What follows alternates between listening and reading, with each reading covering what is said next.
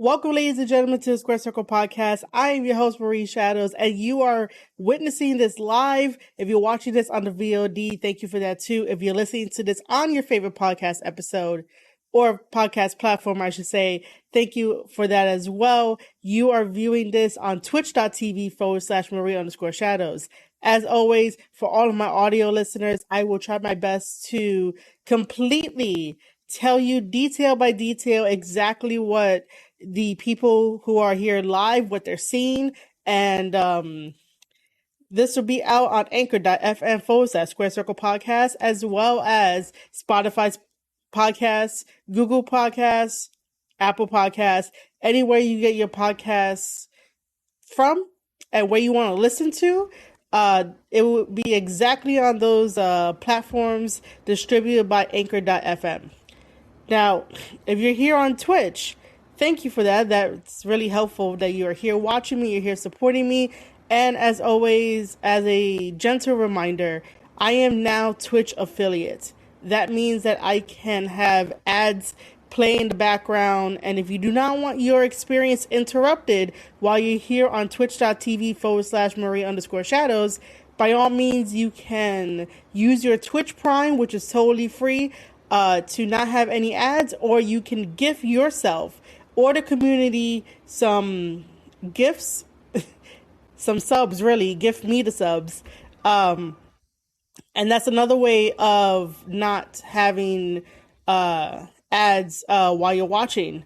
Also, another cool feature is that if you're watching this video live or this video on demand, and for everyone listening to this over on anchor.fm, I now have the names of all of my subscribers scrolling across the video. That's just to acknowledge you guys for helping me out for everything that I've been doing for the past couple of weeks, months. And that's my way of saying thank you to you guys. So your names will scroll across the video for acknowledgement. So if you want your name to scroll across the video, all you have to do is just send me your Twitch Prime, or you can gift yourself or the community some subs so that way you guys don't get any ads. And I will always be telling everybody who's watching, all my viewers who's watching, when ads will come up, just so that you could be prepared and not, miss a good part if you're listening to this podcast episode. All right, so that's like the most housekeeping notes there is. We're gonna dive right into New Japan Pro Wrestling Dontaku, which wrapped up earlier today. Today is Sunday. It is a very beautiful day, but I'm here letting you know all about New Japan Pro Wrestling. So let's just dump right into it. We're not going to dump right into it. This is the thing of being live. We're going to go right into it, talking about the matches, and I'm going to break down the stories, and we got some very interesting developments happening during Dontaku. First and foremost, this month is the birthday month of Bullet Club, so, we gotta say happy birthday to the Bullet Club, even though we've been having so much drama with Bullet Club, GOD, and everyone else in the world, so, but to be nice and to be fair, we're going to wish them a happy birthday. They turn 9 years old as a faction. And if anything, this pay-per-view kind of brought everything back to the center of attention. I'm going to still try to be unbiased while I break down everything and be analytical and stuff. So, bear with me. There's just really some interesting developments here, no matter what. So let's talk about, we're going to go in order, and then as we get to certain matches, I'll pull up certain graphics to go along with it to enhance the ability of, why this match was important, this and that, and everything like that. And we'll probably watch a little bit of the video for Dontaku as well. So yeah. And then right after we're done talking with Dontaku, we will definitely be talking about Best of the Super Juniors. the match card, the lineup has definitely been put out during the Dontaku pay per view. So we're gonna get into that. We're gonna get into a lot of things here. But first, I do have to say that the first match, the opening match for Dontaku was that trios match. We had Zack Sabre Jr., Taichi, Taka Michinoku taking on Shingo, Bushi, and I totally forgot the guy that they had with them as like X. Um, totally forgot the guy they had with them. But I would like to say that I skipped the first match just because, as much as it probably was a really good opening, I just really didn't care. I wanted to get to the matches and the stories that people were talking a lot about on Twitter. But I do know that Shingo, Bushi and their mystery partner picked up the victory over Zack Sabre Jr., Taka, and also Taichi. As you know, Shingo is the holder of the King of Pro Wrestling trophy, which basically Okada made, and it's just something for the guys to do. I don't really consider it something grand or spectacular at all. I just think that it really shouldn't be there. Like, it's a whatever, I'd rather these guys win championship titles, and that's why I'm still a little like, they should have never did away with the Intercontinental Championship title, especially when you have House of Torture, like, hogging up all the fucking titles and not doing anything. So Shingo is still our King of Pro Wrestling trophy holder. He took it off of Taichi in a weird stipulation of getting to a score of, what was it, like 30 pinfalls. It was really weird. I will say that New Japan Pro Wrestling does get kind of creative when it comes to their match stipulations and their gimmick matches. Like, they get creative. They really do. Moving over, we have Yo taking on Hiromu, and this match, excuse me.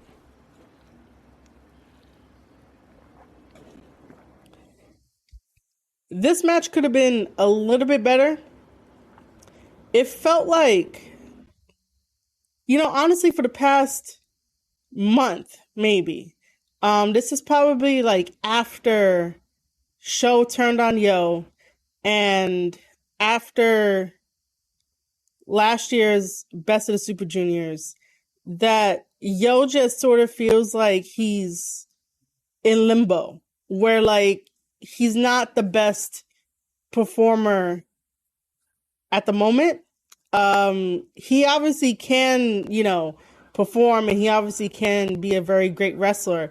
But for some reason, I think he's still in his own head where there's not enough fire or like passion whenever he's fighting. That's why Hiromu was like super angry with him and really telling him that like, hey, where is that Yo from like before? Where's that Yo with that drive? Like, Hiromu wants like competition. He wants to bring the best out of Yo, but it just feels like Yo is not technically all there when it comes to fighting and stuff like that. He's been paired with Okada twice in like tag teams, going against the combination of like Hiromu and Naito, as we were leading up to Dontaku. But yeah, this match could have definitely been a little bit better. Hiromu does pick up the victory against his battle with Yo. Yo put out a good effort, but I just want something. I want something a little bit more from Yo other than like, me nicknaming him Hoodie Boy, because it's like he comes out with these awesome hoodies where it's like I want to take the hoodies and wear them. because I like hoodies too, you know. But I need something more from Yo. Like, if we really think about it, in terms of uh, who's better, right? If we had to compare, we had to pick one. If Yo is better or Show is better, I get more enjoyment out of watching Show than I do watching Yo. Show joining up with House of Torture was a really good idea for him.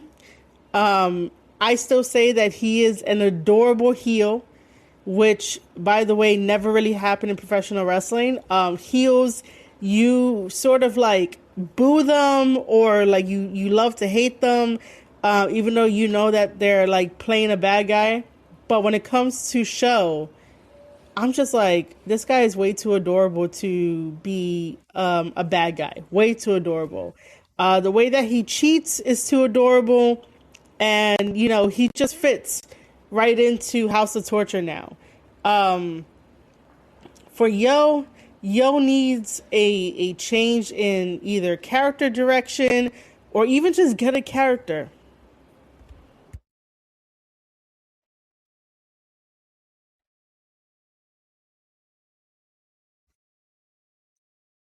Or even just get a character that, you know, can make people believe. But yeah, like I said, that Yo is a definitely good wrestler. He just needs something. He needs to attach onto something. Um, so yeah. So like I said, Hiromu wins that match against Yo. Um, Hiromu did put down his last trophy from winning Best of the Super Juniors, because we will soon be going into the new Best of the Super Juniors for this year, and obviously these two are in it. Moving down, we're going to talk about Tonga Loa taking on Yujiro, who is part of House of Torture and still part of Bullet Club. Bullet Club is getting messy. Okay? Bullet Club is getting messy. So, this match was really good. This match, I really enjoyed it. Loa coming out in new, fresh gear that made him look like $1,000,000, man. Like, the way that they got his clothes to be like a really nice, sparkling white with gold and blue trims. Oh, don't worry, Vortex. I'll get there when about Bullet Club and how like messy it is. Um, because we still have like we have some unanswered questions. So, um, Loa got himself some new ring gear, and it looks freaking amazing. It reminded me immediately of him being a Super Saiyan. It reminded me of just having like the Saiyan armor. Um, Let me see if I can find a picture of it, because it just looked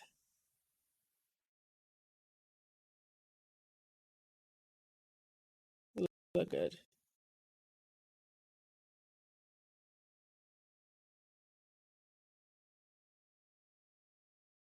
Really?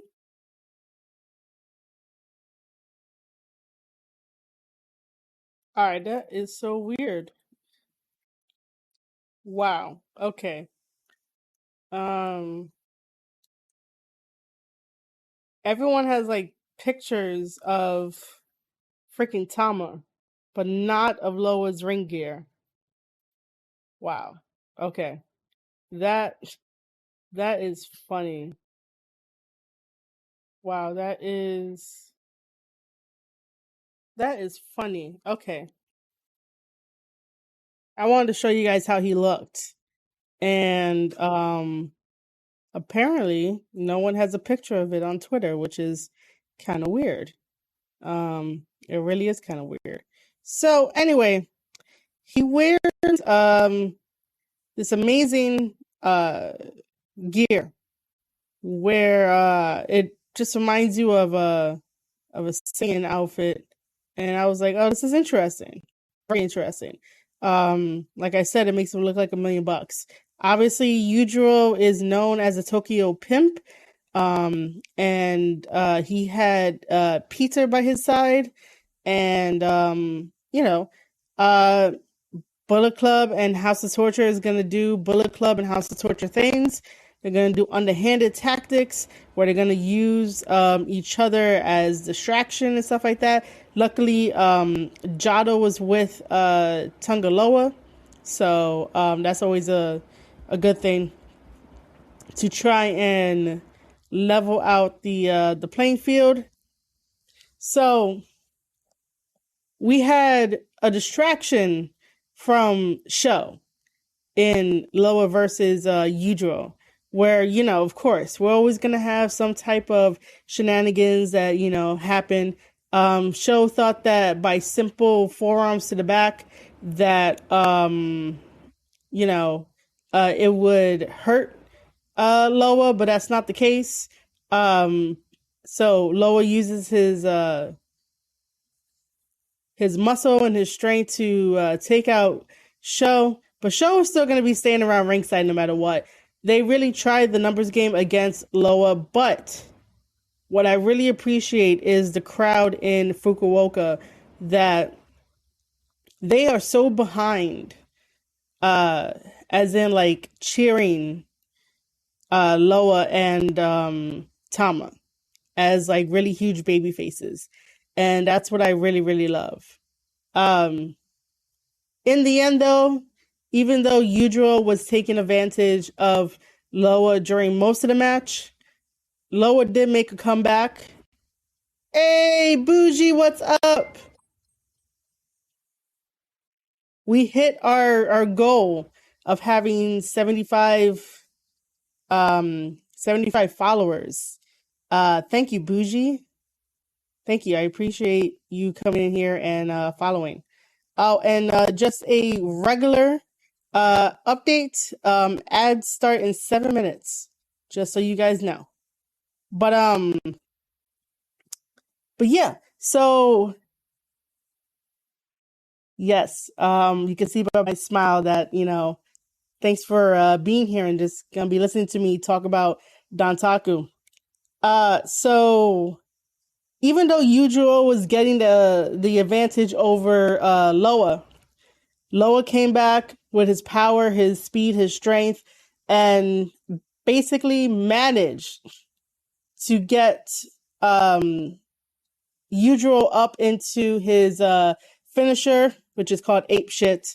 Yep, you're always for the people, man. Always for the people. Loa picks him up, does Ape Shit, and gets the 1, 2, 3. And this is step 1 in GOD's revenge, to get over on House of Torture and then also Bullet Club too. So I'm happy that Loa got his victory over Yujiro and House of Torture. Just because, eventually House of Torture is gonna get kicked out of Bullet Club. Like, I know they are. They don't need to be there. But yeah. Moving on to the next match, which is a tag team match. God, man. So it's the IWGP Junior Heavyweight Tag Team Champions Master Wato and Taguchi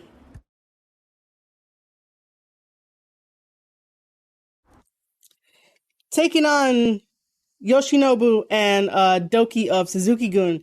And man, I know that Taguchi is such a comedic, I was going to say character. He really is a character. This man came out commando. He came out with his underwear in hand and basically, like, I swear, man, at one point when he gets into the ring, he puts it on as if like it's a helmet. And I'm just like, yo, how does Master Wato deal with this guy? Like, how are you not like chuckling every chance you get, or even looking at him and being like, "Why are we partners?" You know, like Taguchi put the underwear over his face as if like he's trying to intimidate the other wrestlers, and I'm just like, "Oh my God, Taguchi!" Like, man, uh, this was a very good match, back and forth wise. Doki is good as well. Master Wato was getting better. Like, um, he actually decided to do some offense without like someone like, I guess, beckoning him to do some offense in this match, and he took the initiative, which was a very good thing. Master Wato was slowly becoming his own. And I think that he was becoming his own once he got the championship, the tag team championship with Taguchi. But now we're seeing him, be a smarter wrestler. You know, do some tricks here and there where no one's really gonna be like, oh, Master Wato ain't gonna do that. Like, Master Wato is very sly and crafty now, which is a good thing. Before Master Wato had his own glow up, I was just like, man, like, I don't really get Master Wato. Master Wato just translates to Master Water. It's a gimmick. But according to Chris Charlton, who was on commentary for like the whole entire show with Kevin Kelly, he was saying how Doki doesn't like Master Wato. Hey, J Rod, I'm not up to juice yet. Slow down. I know. Hold on, I'm not up to juice yet. Slow down for a second. So Chris Charlton was saying how Doki is upset at Master Wato because Master Wato had his excursion, and Doki feels like New Japan always backed Master Wato more than Doki. And I was like, oh, that's a very interesting development. That would explain a lot. Um, so the cool thing that I remember in this match is that Yoshinobu goes and takes, like a swig of his alcohol, and he's about to spit it into Taguchi's face, but Taguchi turns him around, and like I forgot like how it goes, but he most likely attacks him so that way Yoshinobu can spit the drink out into Doki's face, and then Master Wato comes in with the roll up, pulls down his fucking pants, and basically has his ass sitting on Yoshinobu's face while the referee counts to 3. And obviously, you're not like, it's like having Rikishi do the stink face to you, you're just not gonna kick out. You're just gonna be like, oh, this motherfucker, like, I'm just gonna stay here. But freaking Taguchi and his ass won the match for this tag team championship, and Master Wato and Taguchi remain as IWGP Junior Heavyweight Champions. I also did see on Twitter, it was floating around that Doki finally signed a New Japan contract. And I'm like, he's been working without a contract? Like, I didn't know this. Like, I didn't know he was not working without a contract. But also congratulations to Doki for getting a New Japan contract. And yes, J-Rod, Taguchi is definitely the new Mr. Ass. I'm surprised this time Master Wato didn't tell him to pick up his pants. Like he did before. I guess it's because the place that they were in Fukuoka, there was barely any like children. So I guess if they're in like Korakuen or like one of the other ones, Master Wato's gonna be like, bro, pick your pants up. Moving from one tag team. Oh, yeah. I guess we're going to the next tag team match. Um, yeah, we're going to the next tag team match. I want to somehow do this in order, but all of my notes are like up here rather than like I wrote them down because I just finished like watching the show. So we'll go on to the next triple threat tag team match. So this one is for the IWGP World Heavyweight Tag Team Championships, which it's Jeff Cobb, the Great O'Khan, taking on Yoshihashi and Goto and Chase and Fale. So this one actually had a stipulation on it, which was it is a Tongan tornado tag match, which all it means it's a tornado tag match. The reason why it has Tongan on it because Fale is Tongan. So that's the only reason why. It makes no difference. It's still a tornado tag match where there are no tag-ins. All teams start in the ring and, it's one fall to a finish. So same thing. They just don't have to tag in and out. This match was very interesting. It was very fast-paced because it was a tornado tag match. However, I do have to say that is such a Bullet Club thing to do, especially when you cannot beat the champions, 2-on-2 in a clean fucking fight. It has to be Bullet Club advantage. Now, granted, today is May 1st, 2022. I believe on May 3rd, it's, the 9th year of Bullet Club. So May plus this New Japan pay-per-view, we're going to call it a pay-per-view, Dontaku basically made Bullet Club at Fukuoka. That is like the birthplace and the origin story of Bullet Club. So May, 9 years ago in Fukuoka at Dontaku made Bullet Club. Now, what does that have to do with this tag team match? Basically, Bullet Club has to get the advantage no matter what.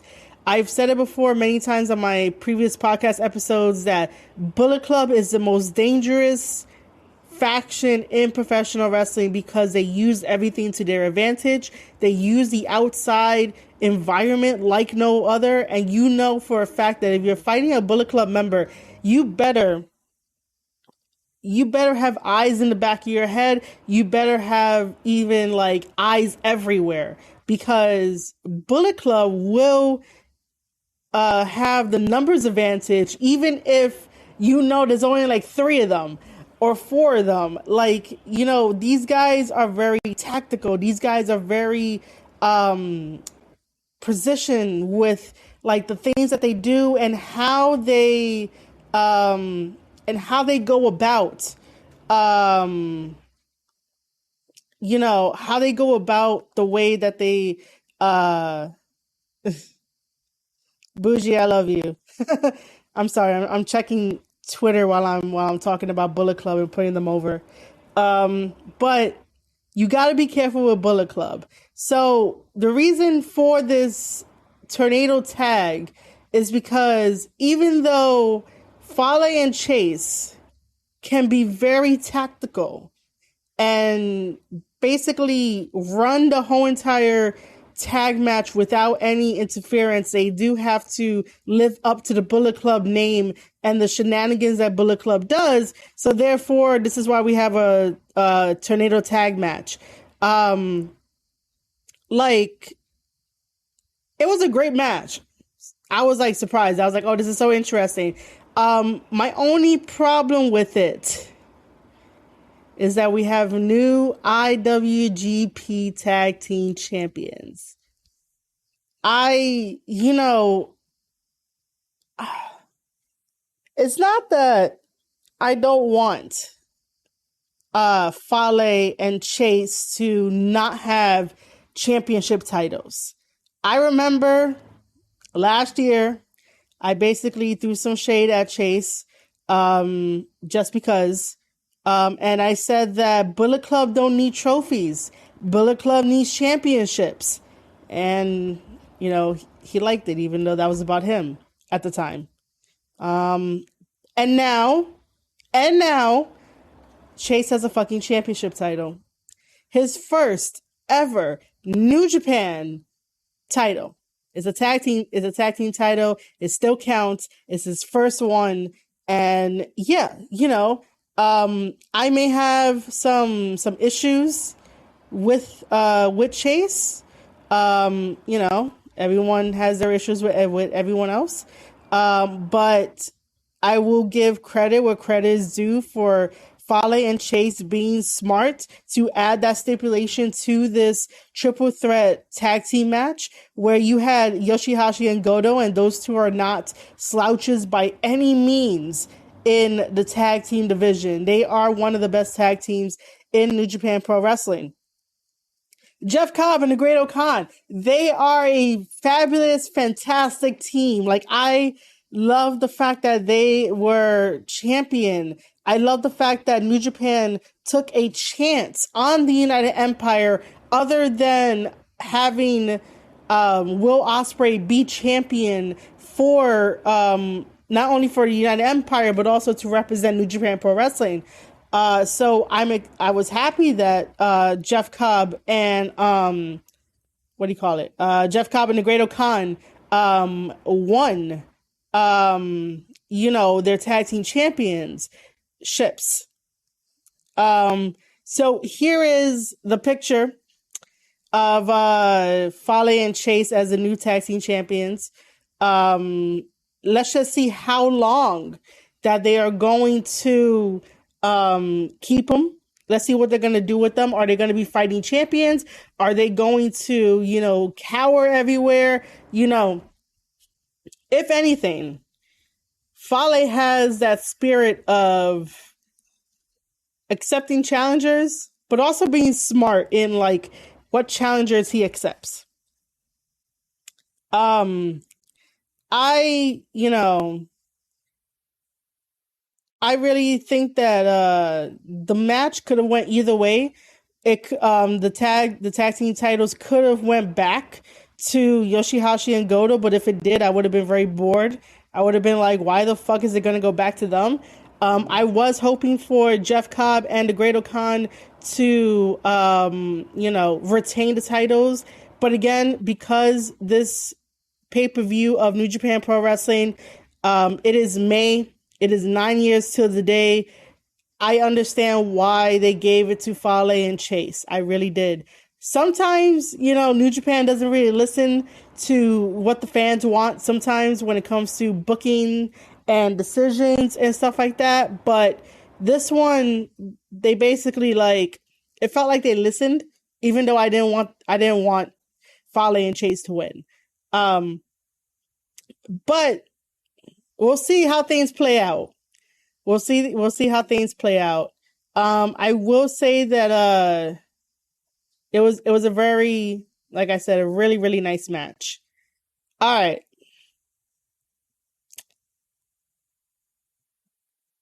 Shall we go next to Tama versus Evil? This man, we will go. We're going to celebrate the same way that we celebrated before. What image is this? Oh.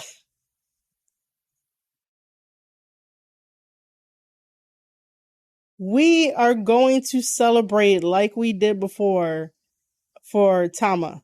Okay?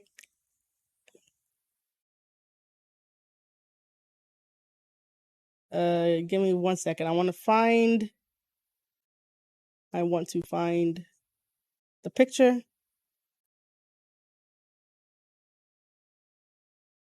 Did anyone else enjoy Dontaku while I find this picture?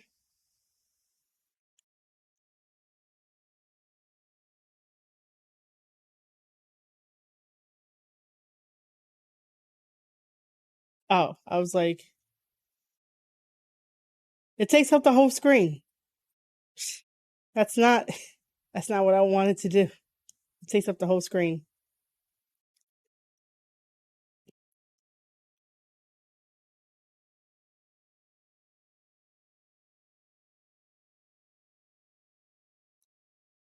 All right, give me a second. I need to go refill my water in order for me to make it through the rest of this podcast episode.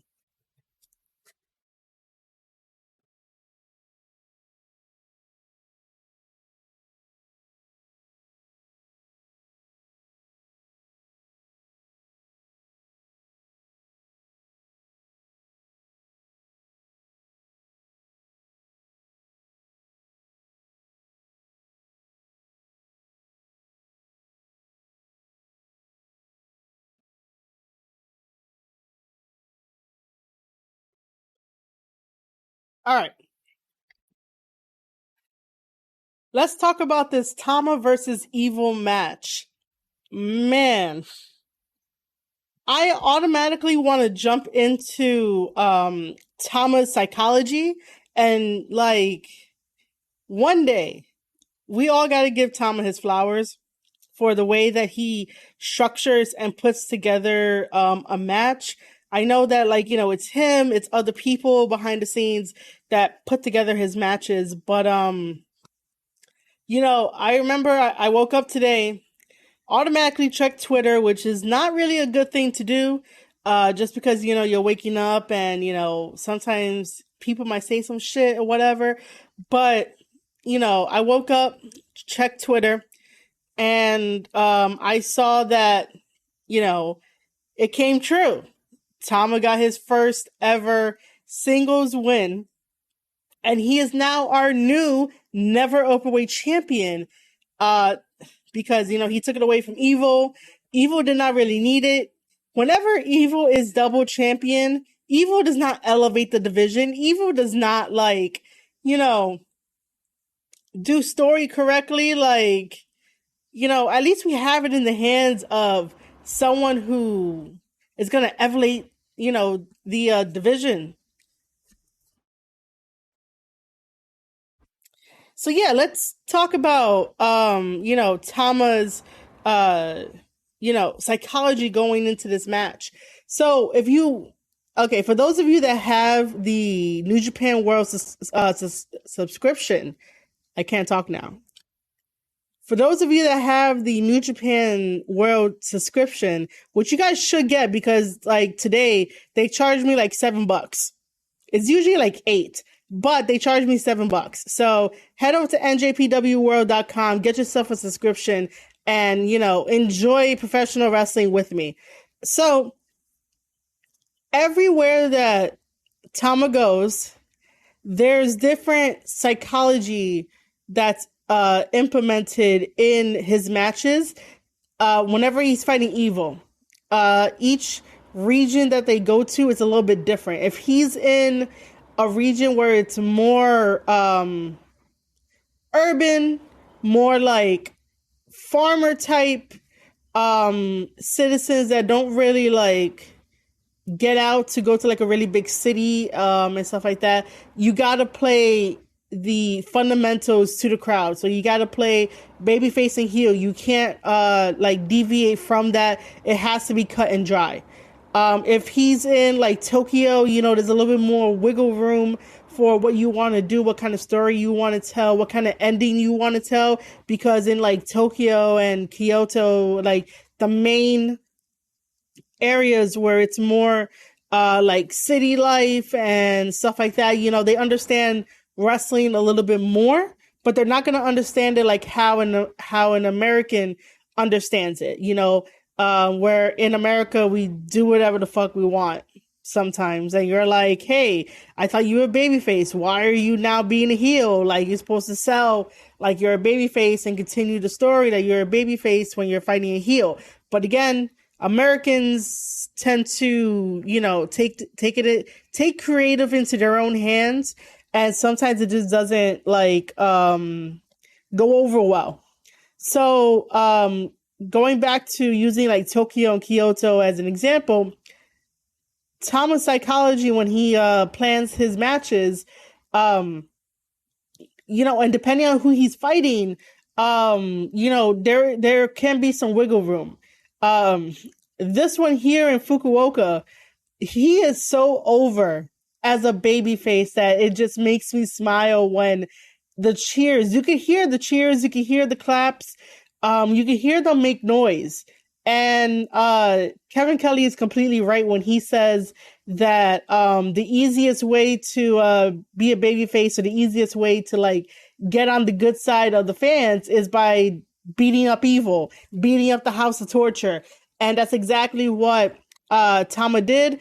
Tama went out there, met Evil halfway down that ramp, and then the match continued and stuff like that. They had a really good back and forth.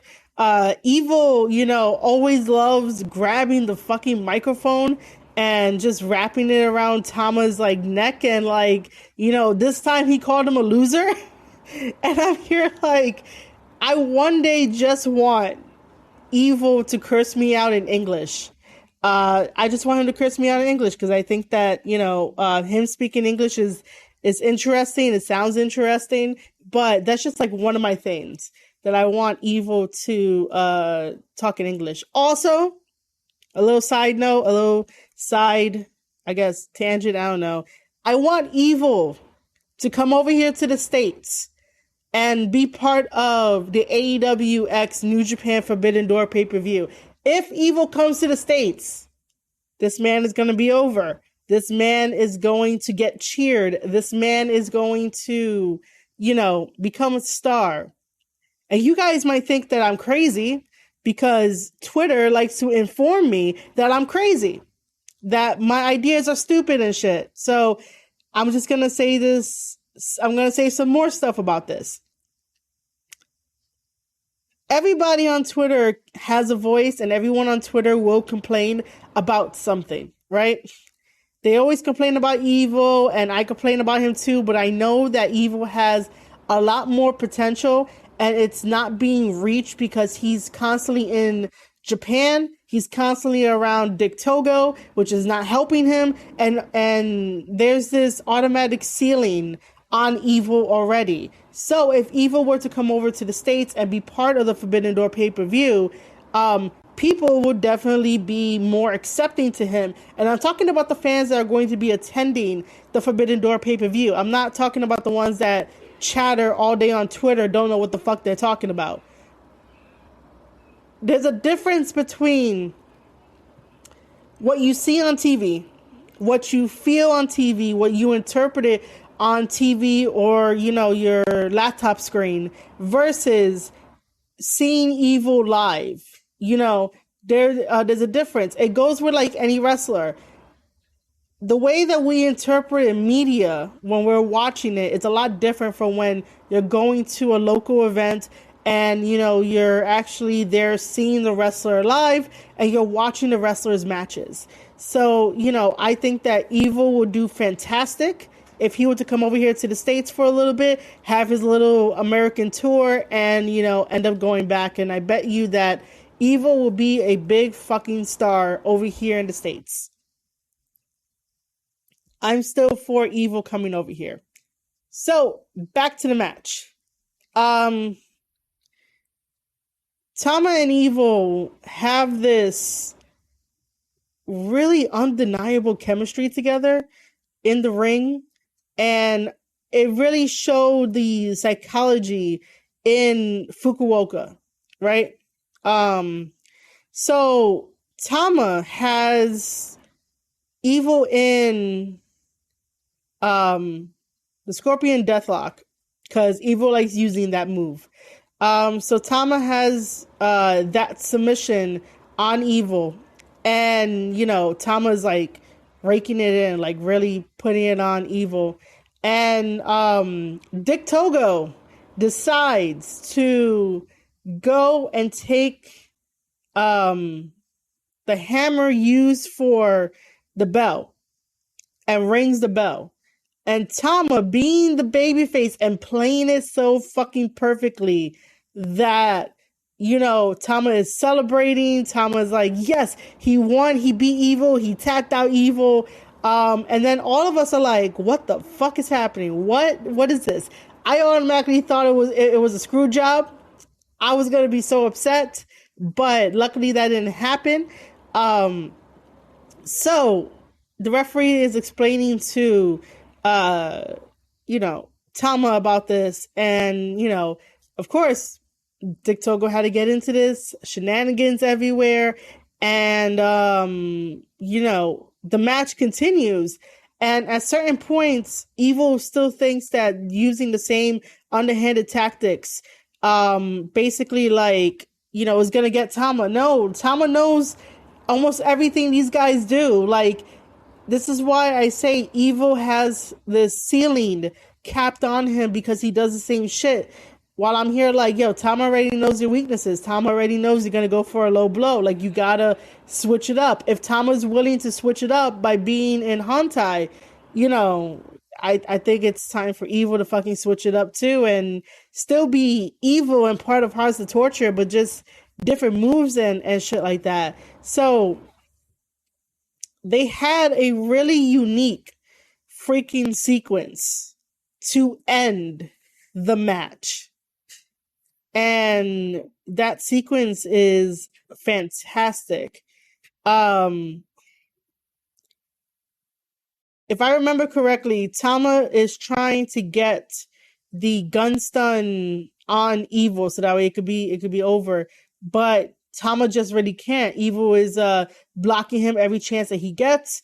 And I remember they have a spot with the referee where Evil pushes the referee, Tama does a leapfrog over the referee and catches him with the gun stun. And then it's 1, 2, 3, and Tama wins the Never Openweight Championship title.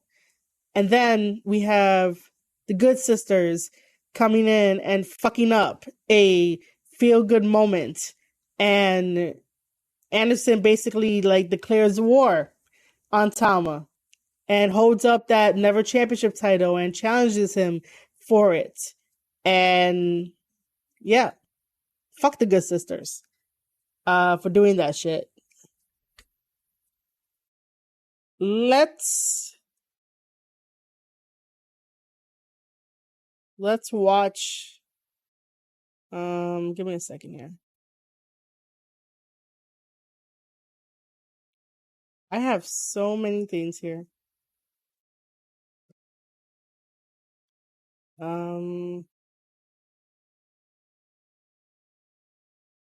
We are going to be watching the ending to Tama versus Evil, the way that it happened. To give some clarification, this is after Dick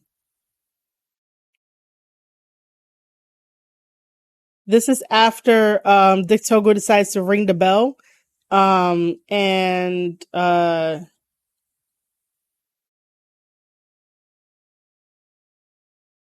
So yeah, this is after they ring the bell. Let me first check my stuff. All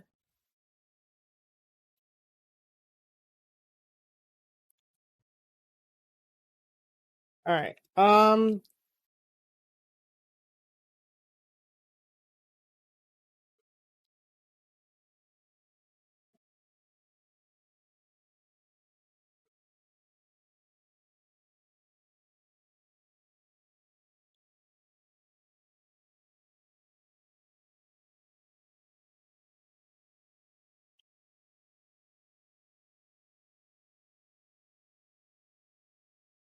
Headphones.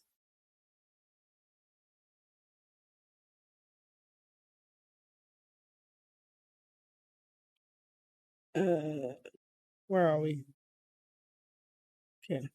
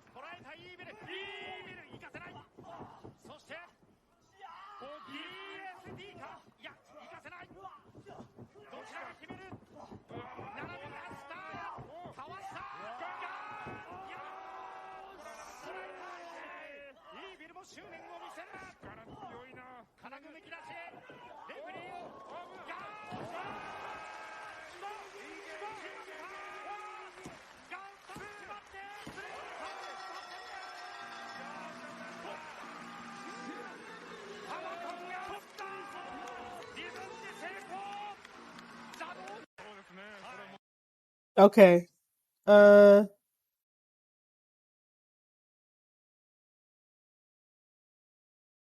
So yeah, that is how the sequence went, and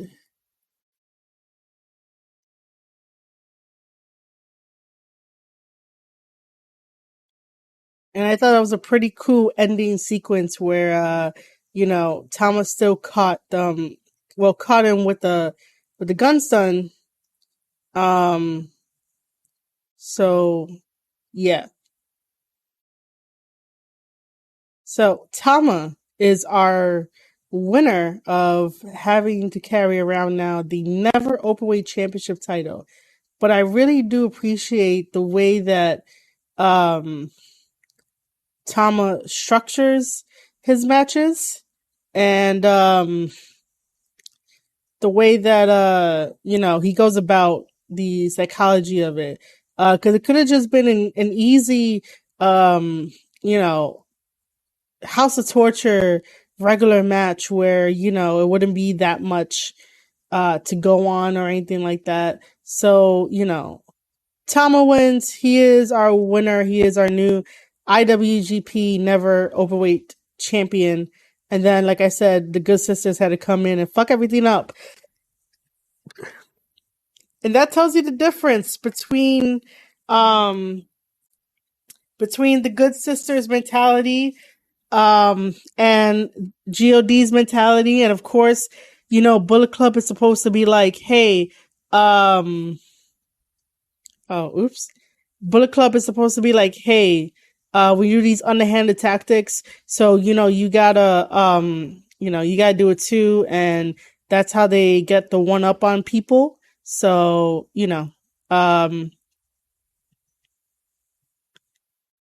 that's how it happens. Um, Yeah, I really enjoyed Tama versus Evil. Tama got the belt, rightfully so. Definitely well deserved. Definitely well deserved. This is only, I guess, step 2 now, because step 1 was Loa defeating Yujiro of House of Torture, and now we have Tama defeating Evil, becoming champion, and then Carl Anderson is like, yeah, I'm taking this belt. That is what's happening. All right. I am moving on because I don't have any other notes for that one. But the whole psychology of this one was like really, really good. The Fukuoka crowd loves they love Tama. They really do. Next one, we are definitely going to be talking about El Desperado and Taiji Ishimori. For the IWGP Junior Heavyweight Championship title.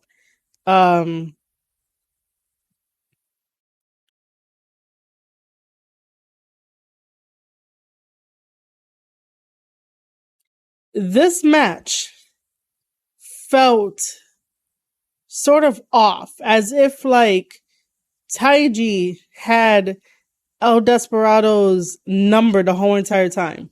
Usually, when it comes to El Desperado defending his IWGP Championship title, it's really something special. It's something different. And every single match that he has with somebody is always like different. He's faced Taiji many times, and they've always had a really great match, but this one fell off just because of Taiji basically drove El Desperado's like midsection area, like his torso, on top of the barricade, and that changed the whole momentum and advantage of the match.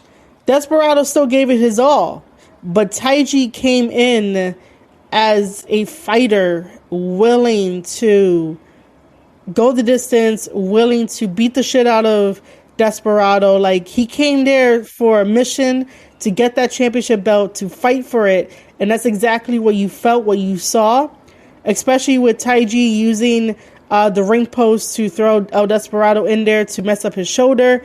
But yeah, once El Desperado was thrown onto the barricade, that's when things like just changed. And Taiji Ishimori like took advantage of it. You can tell that Desperado was slowing down in his attacks and his thought pattern, but he still was ambitious and persevered through. He even put Taiji in numero dos, which is wrapping the calf around your neck and like cranking on it in a way. But Taiji was just like, I could get out of this. Taiji was countering El Desperado, and yeah, like it felt like, Taiji had Desperado's number. This didn't feel like let's give Taiji the win because it's Bullet Club's birthday. It felt more like, he went in there and he was like, I'm going to be champion coming out. Like he believed it, that he was going to be champion. And that's what I really appreciate about New Japan Pro Wrestling and the New Japan wrestlers, is that the stories that they tell in the ring for these championship titles, which, you could feel like it's a gladiator type of thing where, the challenger goes in, and sometimes the challenger isn't lucky because the champion has to be the best. They have to be tip top shape. They have to be the best at what they're doing because they are representing the company. They're the champion. So, this, like I said, this just felt like Taiji was like, nah, fuck that. Like Desperado's title reign has come to an end. And it did. It did. Taiji managed to have El Desperado tap. The same way that Okada, I believe, made El Desperado tap when it was Okada versus Despy, just champion versus champion in a way, just to see what, just to see stuff. So this match was good, but you definitely felt like something was off, and you definitely felt like Taiji, went in there and he was gonna win. It was still a fun match to watch. It really was. So our winner for this one and our new champion is Taiji Ishimori. He is our IWGP Junior Heavyweight Champion.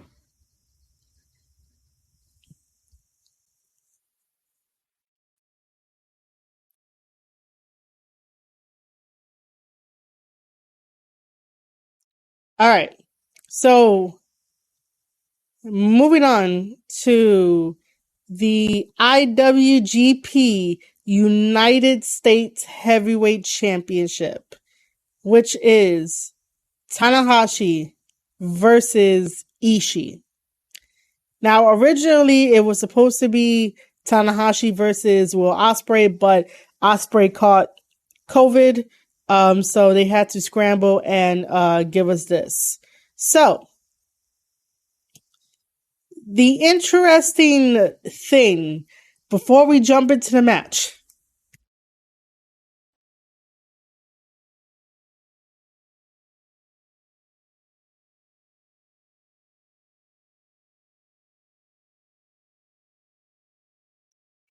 The most interesting thing before we jump into the match is that Tanahashi came out with his ring gear, but his ring gear had boas on it, and it was black boas.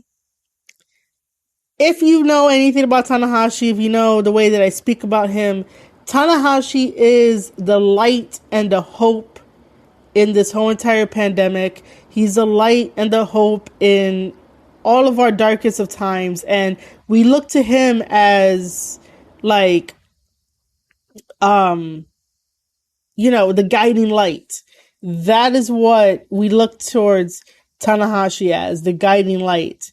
And I was just a little perplexed that he came out in all black. Ishii did not have any type of ring gear change. but it's very uncharacteristic of Tanahashi to come out in all black.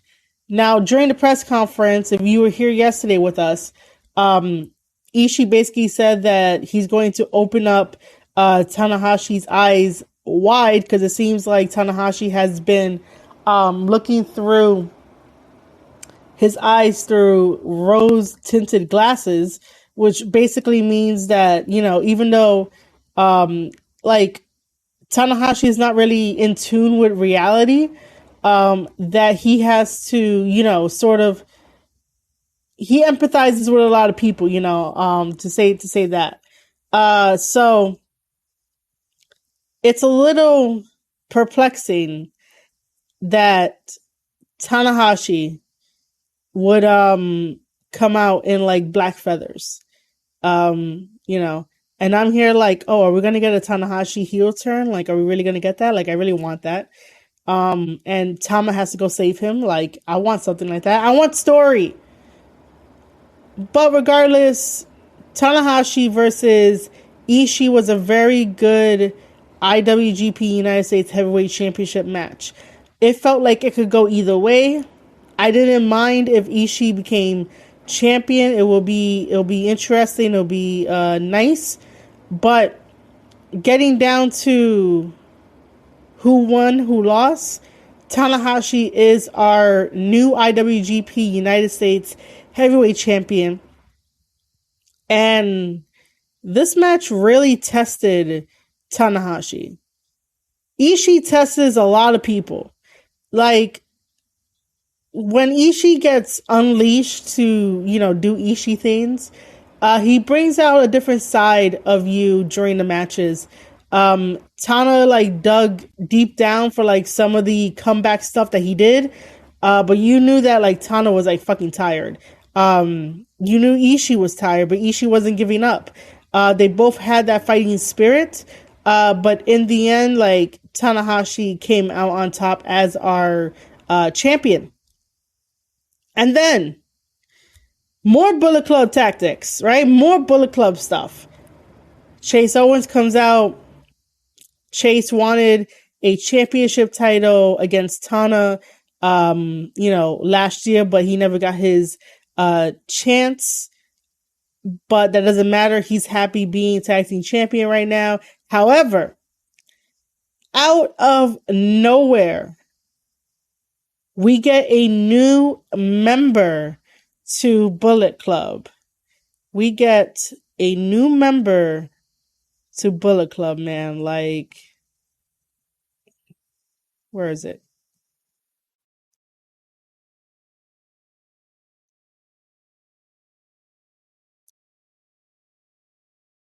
We get Juice Robinson to Bullet Club. This is a big deal, even if people do not think it is a big deal. It is a big deal because, you're going to have to admit it to yourself. I'm going to admit it right here on the Square Circle podcast that he worked everybody. He had that interview where he said that his contract is coming up. It's expiring. Like, he's not going to renew. He's going to go off and do something else. Everyone, said, take care, Juice, blah, blah, blah. Like, gave him, the blessing and stuff.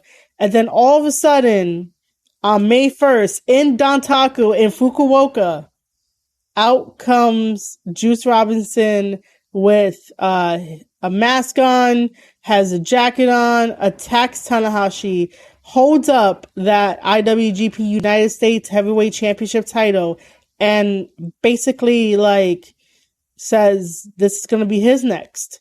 I personally want David Finlay to join Bullet Club. I'm still waiting for that, just because David needs something new in his career, the same way that Juice needed something new in his career. Like, they basically had a ceiling, given to them, and Juice is breaking his by going over with Bullet Club, and basically, like, it's very interesting. It's an interesting development. It's an interesting grab. And I bet you that this was Chase recruiting Juice. I do not see Jay recruiting Juice at all. If anything, I could see Jay recruiting David Finley just because they had their history and their win loss record to each other. But I will guarantee that Chase was the one that was like, hey, let's bring in Juice. But yeah, this is going to be a very interesting development for having Juice Robinson in Bullet Club. Let's see if we can find his backstage comments, which most likely we probably can.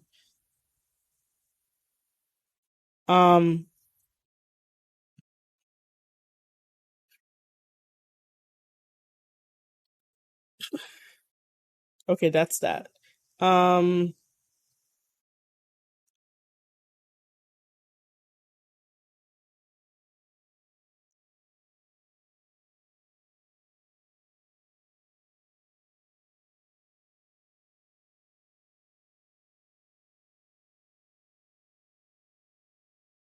we'll watch some more backstage comments too. By the way, ads are going to be starting in 3 minutes. If you do not want your experience to be interrupted, by all means, send me over that Twitch Prime and or gift yourself and or the community some subs in order to continue your experience without any interruptions. Ad starts in 2 minutes now.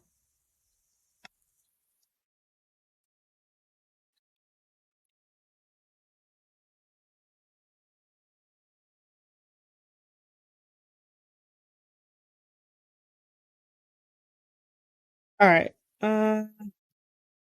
Let me take this out.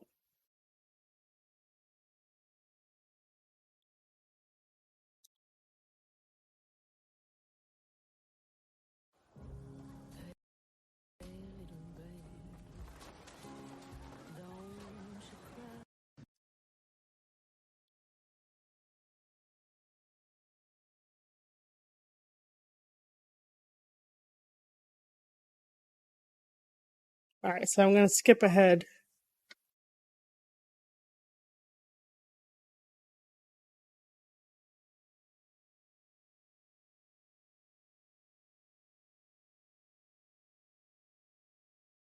All right.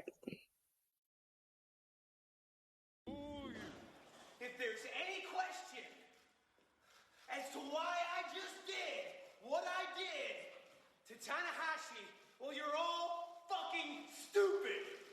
How long did you think that I was gonna play grab ass with Taguchi and friends, huh? How long did you think I was gonna sit on the apron and wait for David Finley to tag me, huh? No, this is my shit. This is my shit. And if you're surprised right now, oh, you ain't seen nothing yet. Hey, come over here. Somebody come over here. Come here. Get over here. Somebody get over here. Come on. Come over here. Come here. It's okay. It's okay. Come here. Come here. Here.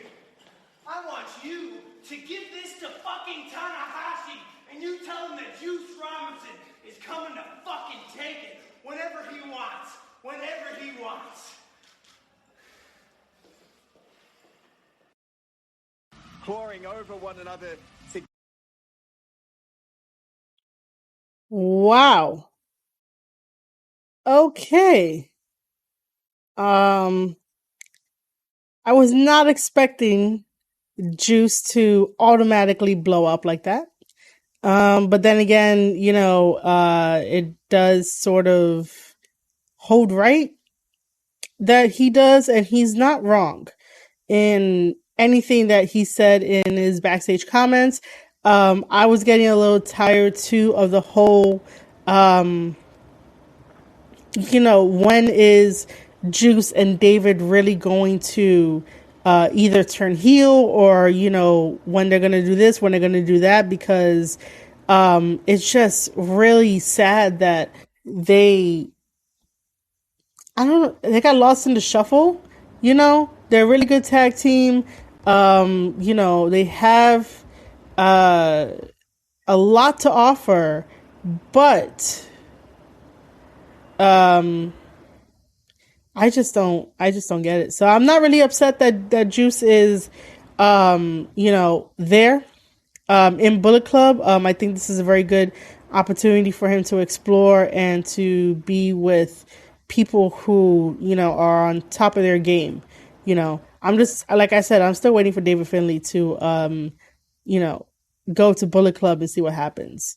Um, we better get like some backstage comments from David Finlay to be like, bro, what the fuck? Like, seriously? Like, they hugged at, the end of, um, what do you call it? At the end of,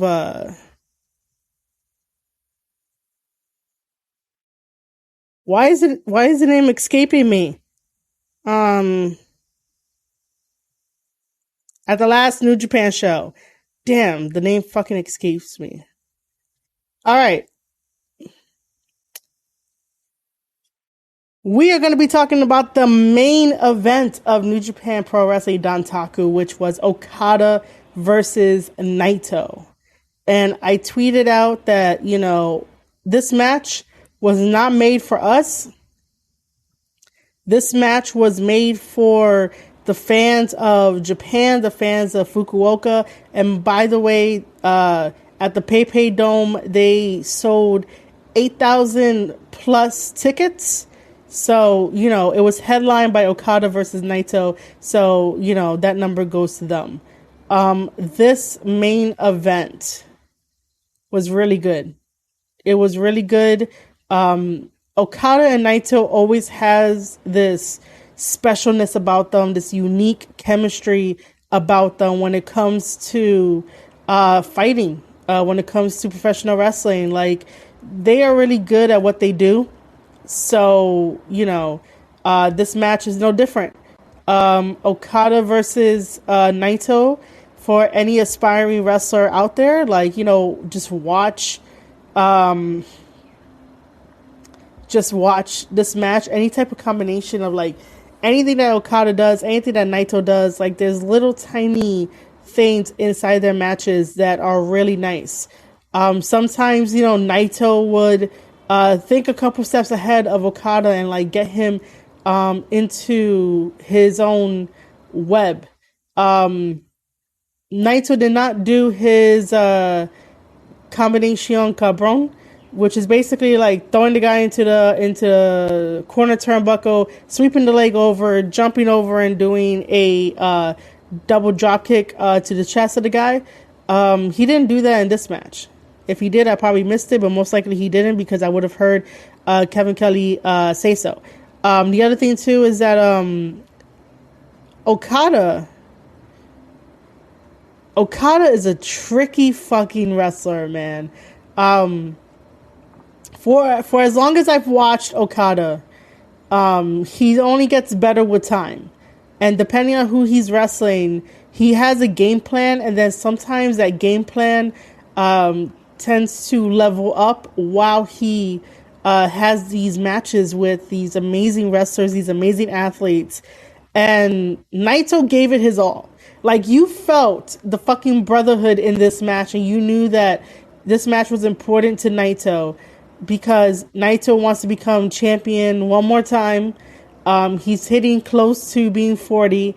That's the time where he says that, he's going to retire because of his knees. He doesn't know how long he has for his bum knees, which is understandable because, Naito really has not taken time to really like get surgery if he needs to get surgery. So he's on borrowed time with his knees, which is kind of like scary to sort of think about it just because it's like, wow, you're still wrestling at such a really high level that you don't know when your knees are going to give out. And the last thing you want is to like blow out your knees during a match and then they have to like stretch you out because you can't walk, wrestlers are really amazing people, amazing athletes. And, I really feel for them and I understand, what they go through and stuff like that. And my whole thing is that I need Naito to really, really, really,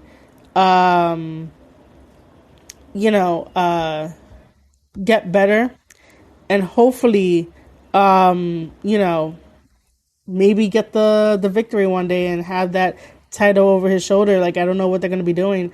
But this match was really nice.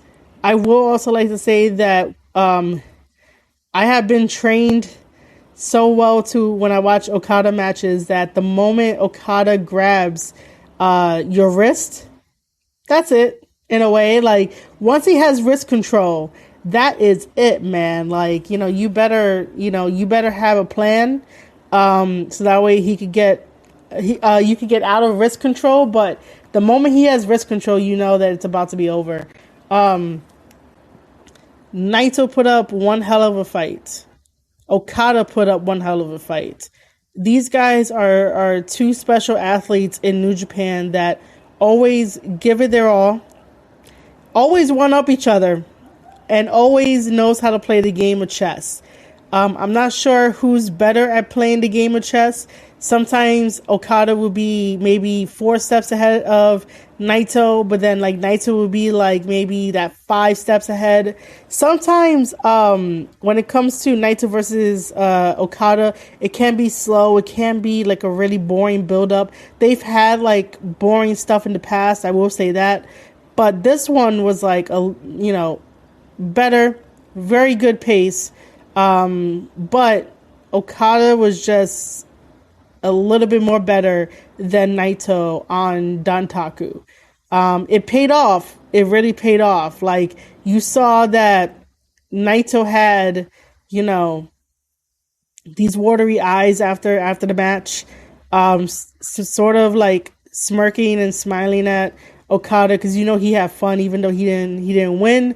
The crowd was into it, and then Okada saying thank you in Spanish to Naito, and I immediately again tweeted out that you can feel the brotherhood between the two, and that's what professional wrestling is after you have a long series of matches with like your best rival. So like Okada makes wonderful memories and like magic with Kenny. Those matches are really good. His matches with Naito are really good. And then he has like the one-off matches like Okada versus Tama Tonga. That shit was fucking fantastic. Okada has faced so many guys and has evolved over time that there's a reason why they're keeping the championship title on Okada. Okada just understands how to carry a wrestling company and they trust him. So, that's part of it too. So yeah. Okada went for like I'm talking about the finish now. Okada went to do this, like, I forgot how they called it on commentary, but he flipped over Naito and sort of did like a it's not really a sidewalk slam, but slammed Naito's back on the canvas, sort of like just like throwing him down, and then picked him up and did the Rainmaker, and then that was it. And Okada is still our IWGP World Heavyweight Champion. And like I said, Okada thanked Naito in Spanish. So I got a little like, oh my God, it's so cool. A little like, oh, starstruck from it. Let's watch the whole entire beatdown, because even though Okada said what he had to say to the fans and letting people know that, thank you for following the COVID rules and that Japan is going to be sort of like opening back up again in a way, that he just thanked everybody. And then, Bullet Club came out. And I'm going to say that, when Jay White's music hits in New Japan Pro Wrestling, it is completely different from anything else. It's a different feel. It's a different like mindset when you hear his music drop when it comes to New Japan Pro Wrestling. If it's here in the States, excuse me, if it's here in the States, it doesn't really have that same effect, you know. And I think that attributes to Jay White, you know, doing amazing things in New Japan Pro Wrestling and staking his flag, you know, the King Switch flag in New Japan Pro Wrestling as one of the best and definitely wrestling's number one assets. Before I do that, I am going to take a mini little break, and then we are going to watch that backstage comments and everything, just in case if you didn't see it, and then we're going to be watching some more backstage comments and stuff. But I will see you guys in a little bit. An ad about pooping. Swear. One another to get their hands on that man, to get the opportunity to wrestle the Rainmaker. But I can guarantee it's going to be what?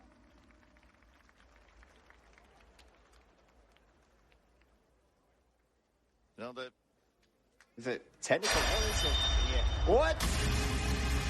It feels different. Oh my God! It really does. It feels different. It feels so different. Strings from 8,000 miles away.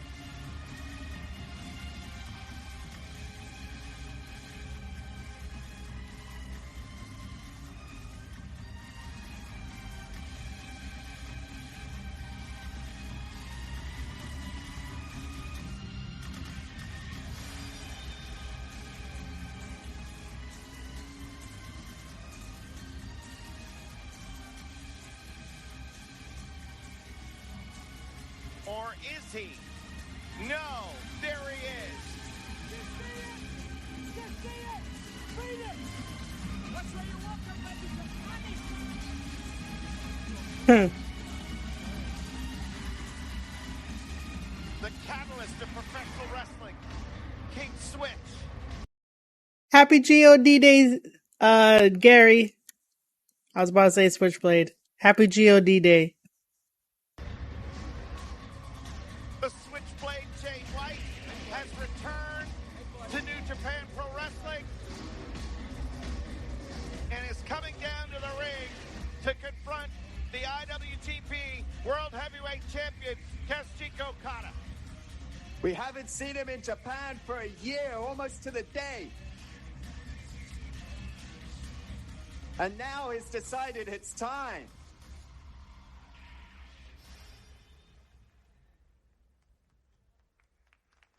Yeah, I know, right? Look who finally came back to Japan.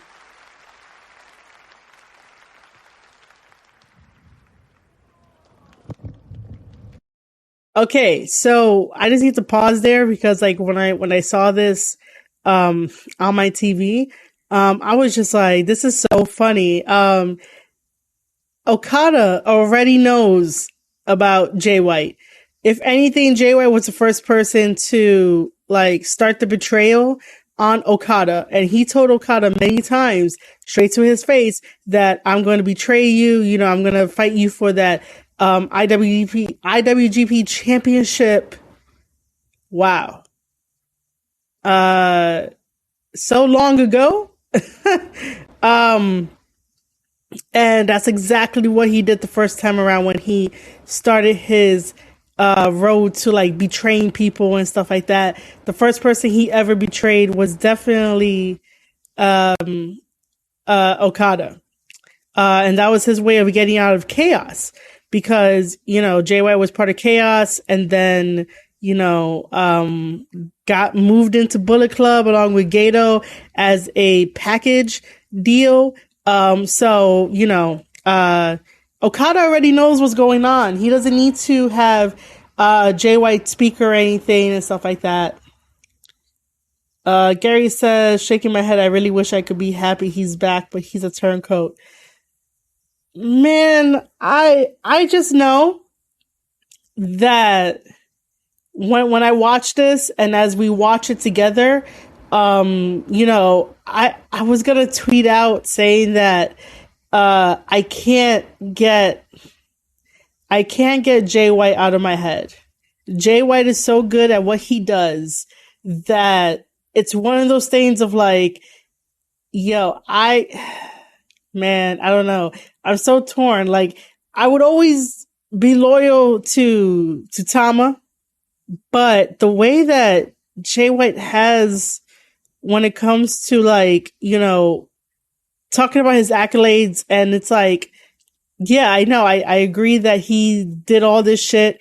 He believes his own shit, and that's like very powerful. If you believe your own hype and your own words and everything like that, and when you tell the world again and again, like, it just, you fall into line, sort of. He shows you everything. But the way that he fucking betrayed Tama, that shit is still cold-blooded. But he's so good at what he does, and I'm like, fuck, man. Like, there's still a part of me that's like, inside is still like Jay White. Other part is, for Tama and Loa, because these three in professional wrestling are telling the best stories in wrestling.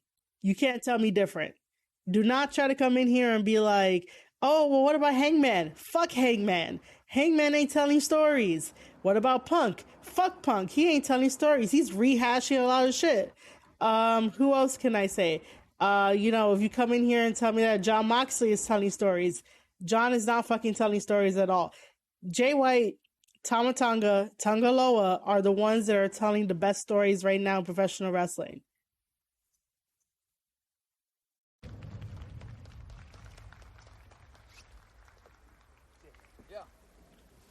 I want to come on, show me that.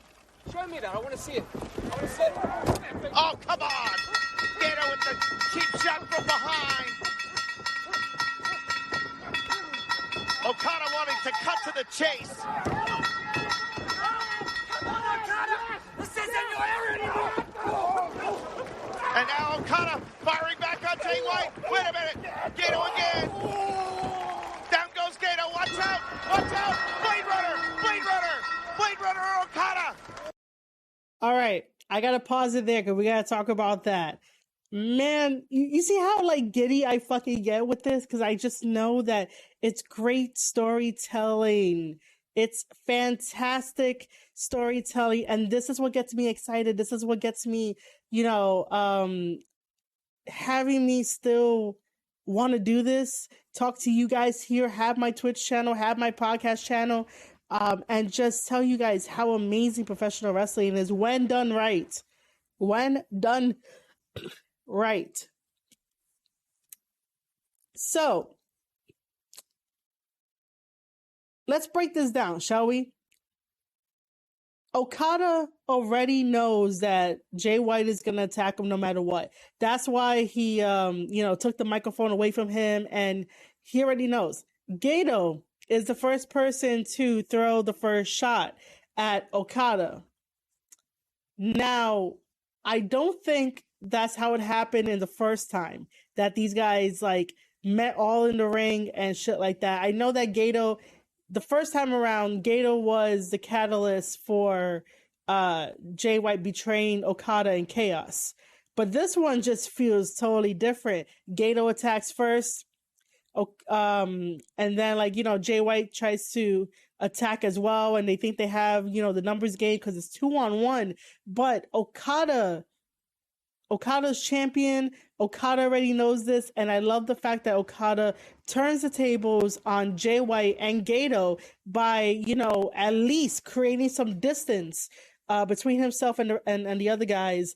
And the thing that takes him out is the Blade Runner, because you're not technically supposed to destroy Jay White's finisher in a sense. So I love the fact that in New Japan for Okada, they have like that fighting champion that already knows the tactics and already is already ready for them. Even if it's 2 against 1, doesn't matter. Okada's still gonna be there and defend the honor of New Japan Pro Wrestling, and also just try to get in some offense, even if Jay White and Gato is a little too much. which is very smart wrestling, smart storytelling. It's not like WWE where the champion's going to get, demolished. If like something like this were to happen, unless like you're Roman Reigns, like no one's really going to demolish Roman Reigns in a way. So you get the idea. But yeah, this stuff makes me happy and makes me giddy. I just love it. Gary says that he hopes that Okada wins. Most likely Okada is going to win. I don't see New Japan giving Jay White the belt anytime soon. If anything, I'd rather this be like a long chase. And when we get to Wrestle Kingdom, it will be a lot more satisfying to have, maybe the belt switch hands to Jay White. And then that's when Tama could go chase after Jay White and get the belt for himself. Because that once Jay White gets the championship belt, Tama's going to go after it. Even though I want Tama against Okada again, but we know that Tama's going to go after Jay White once Jay White becomes champion. I don't see any other contenders other than like Naito, but I'm not sure if they're going to do like Naito versus Okada right away.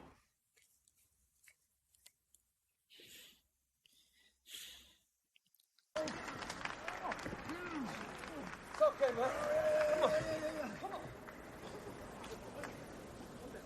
Oh, yeah. Hold that.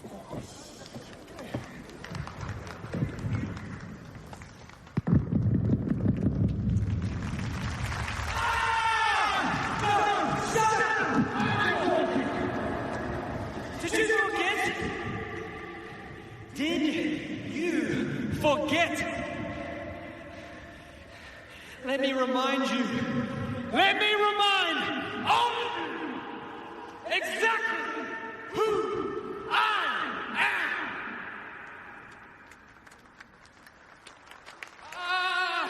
I am Switchblade Jay White, the #1 asset in all of pro wrestling, the last rock and roller. I am the man that single-handedly sold out Madison Square Garden. I'm King Switch, baby.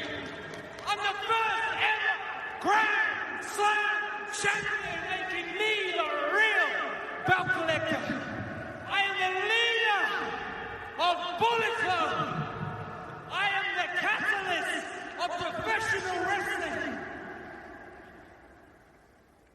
I am the next IWGP World Heavyweight Champion. And Okada, once again you will breathe with the Switchblade because it's still my era. All right, I'm going to pause it there. Yeah, as Jay White was, refreshing everyone's mind in Japan about who he is and all the accolades he went through. And by the way, he's going to be adding to his list when he single-handedly sold out. I'm sorry, I fucked it up. He's going to be adding to his list where he says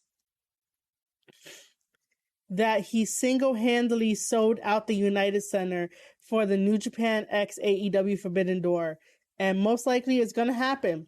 And when that show gets sold out, he's going to say that he single-handedly sold it out, which is totally fine because you want to know why? Everyone out there who's a CM Punk fan, he has been super fucking quiet ever since the announcement was made. Hell, even Daniel Bryan said something about it. But your hero, CM Punk, who's supposed to be the hometown hero of Chicago, hasn't said a fucking word about the pay-per-view. Let that sink in, because you guys need to stop hyping him up, stop being his fan, because he really doesn't give a shit about wrestling. Stop falling for it. If he gave a shit about wrestling, he would have been beaming and talking about it and trying to get a buzz under it because that is his hometown, the United Center, and be proud that he could attribute to selling it out. But Jay White is on a whole nother level, and Jay White knows how to sell out arenas. So I can't wait for Jay White to definitely be like, he sold out the United Center for the Forbidden Door pay-per-view. Just want to say that. And I will continue to say that to people who want to listen, Gary says, I thought Jay said he would never want to be IWGP World Champion since the legacy isn't there anymore. Things change. That's all I'm going to say, Gary. Things change. The legacy really isn't there anymore, but he's still part of that debate. But then again, if he did he's not going to be a Cody Rhodes where, Cody is like, I'm not going to challenge for the AEW World Championship title. Like, this is Jay White. Jay White will say things one day, but then when he realizes that, he wants his name in there again, he's going to go after it. Jay White just didn't like the idea of having both the titles be unified. And then Ibushi claiming that, he's God and shit like that. It was just really stupid. But, Jay's going to go after it. Jay's going to have his name etched in history for this one. I say let's do this at Wrestle Kingdom. Let Jay White and Okada have this chase. Let other people have this chase in here too to make the story a little bit more better. Throw in Tama and stuff like that. But when Jay White reminds everybody about his accolades and stuff, I can't hate the dude. I can't. I haven't forgiven him for the way that he betrayed Tama, but I just can't hate the dude. I really can't. And if I do ever get to work with Jay White in New Japan Pro Wrestling, most likely that whole entire statement of all his accolades would probably be his ringtone. If he ever has to call me, it's going to be all that shit that he says. J Ross says that Jay White might win the G1. He might, or we got Naito win the G1, he might, I don't know. I don't know where we're going with this, based on the ending of Dontaku. And yes, I'm stalling because after Jay White says all that he says, freaking Carl Anderson takes the mic, and Carl Anderson is so fucking cringe. Carl Anderson is so fucking cringe on the mic. And I'm like, how the fuck did you pass promo class? How are you so fucking cringe? I apologize for everyone's ears. Hey, PhD Bound, what is up? Thank you for joining the chat. Yeah, I still can't believe Naito lost as well, too, I thought they were going to give it to Naito for one more time, and then, Okada gets it back. But then it wouldn't make sense for Jay White to come out to attack Naito, even though, I don't think Jay White cares. But in terms of story of how everything plays out and just going full circle, because this whole shit feels full circle, where Okada has the belt again and Jay White wants the belt, and then he goes and attacks Okada. This is fucking full circle shit, man. I'm happy, okay? I'm happy. I'm hyped. Yeah, let's go. And again, apologies for your ears, because it's going to get cringe.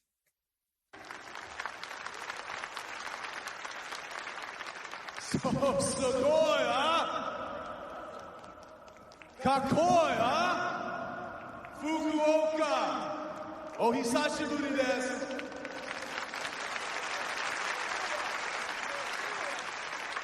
Happy birthday, Bullet Club.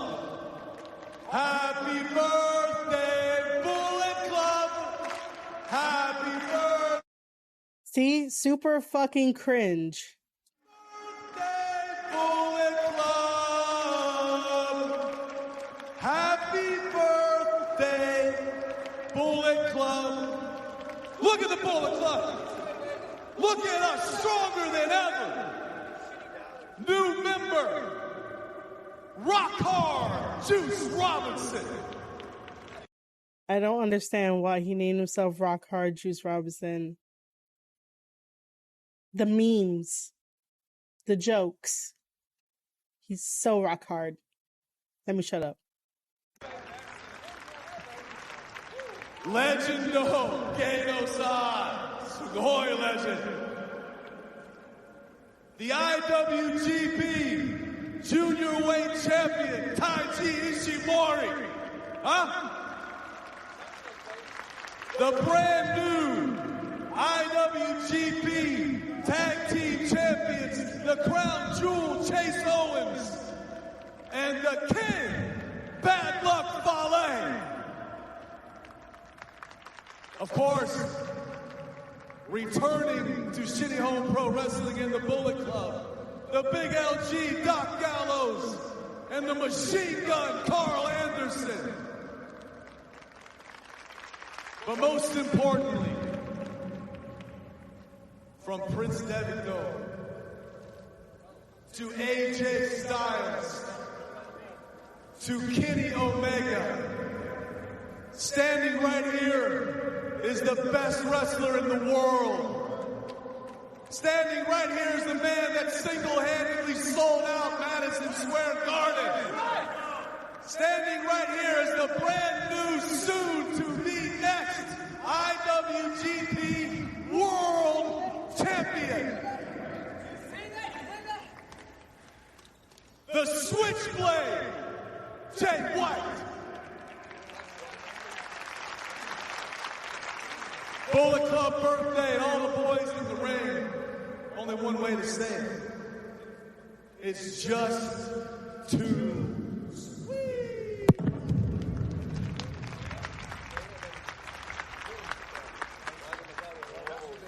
Bullet Club. The 9-year anniversary of Bullet Club. All right.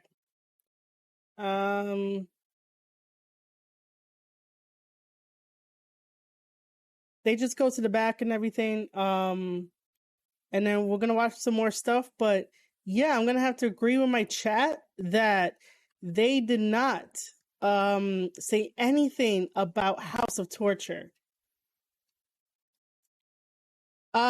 So Juice is in the Bullet Club because this is his heel turn, his heel run now. He said in his backstage comments that he thinks that he was like, how long do you guys think I was gonna be playing grab ass with Taguchi, and how long was he gonna be on the apron asking for the tag of David Finlay, and that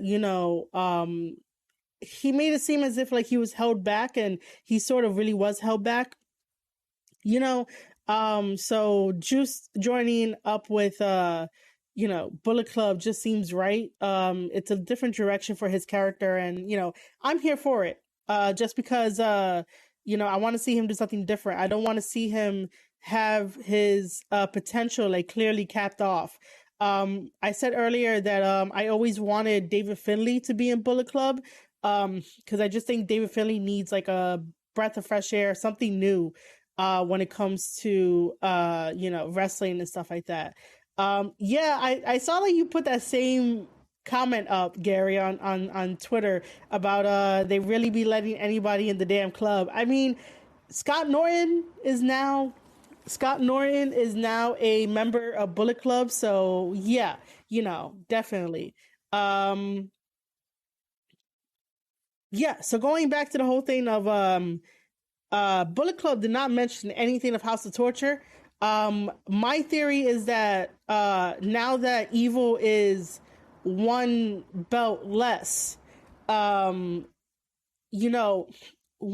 House of Torture loses their trios title to either like Tama Loa or Jado, or Tama Loa and it has to be Jado because Tanahashi is our United States champion. Once House of Torture loses that, they're gonna get kicked out. And I can't wait for it because, House of Torture can stand on their own. They don't need Bullet Club. I've been saying this for a while.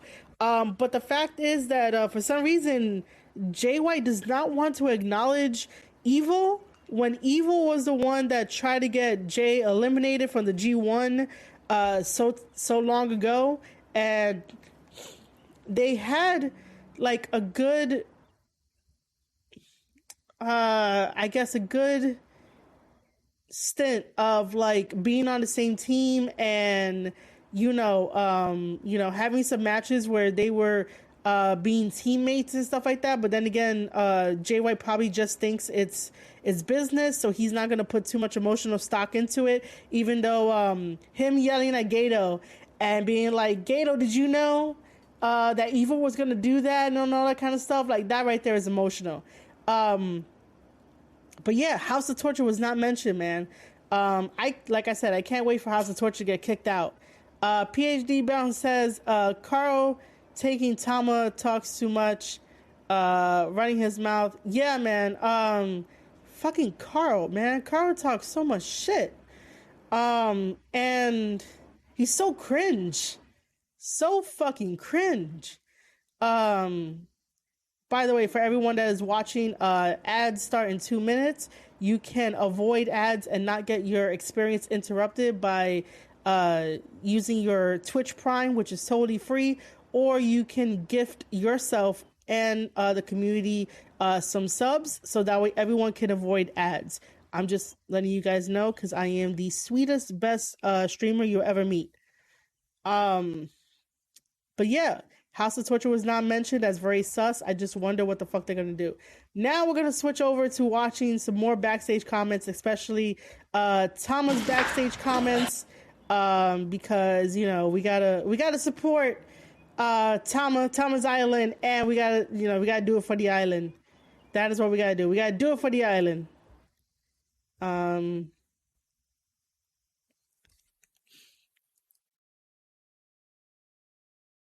Or should I wait until after the ads? You know what? I said ads and I lose 2 people. I'm gonna snooze the ads for now, so that way we can watch together Tama's backstage comments.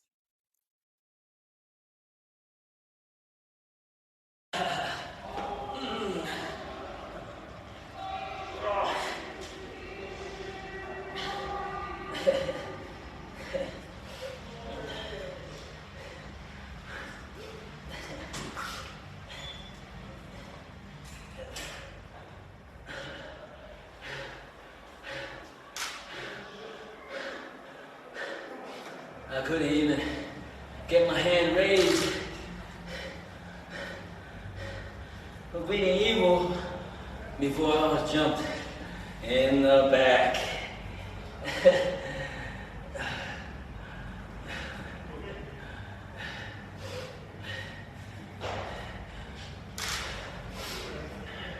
Is that all you got, Carl? Is that all you got?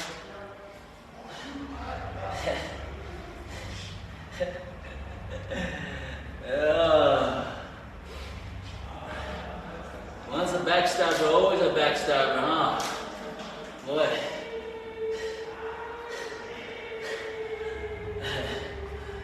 But if that's all you got, you're in for a big ass surprise. See, a lot has happened since you've been gone, Carl. I've been beating people's ass, climbing this ladder in Japan on my own, fighting for every inch gained. And if you think that you can just come into my house, that's right. This is my fucking house. If you think you can come in and take that away from me, oh.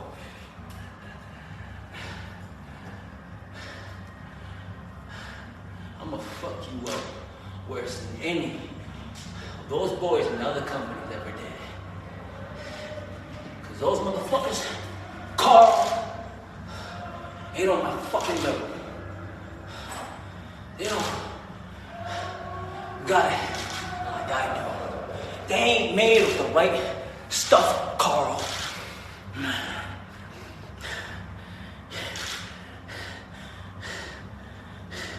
I'm not even worried about that big dumb ogre you got next to you.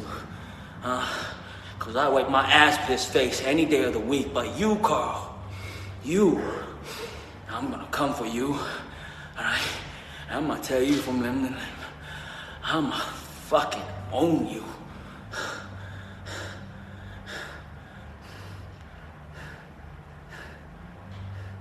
You ain't fucking shit.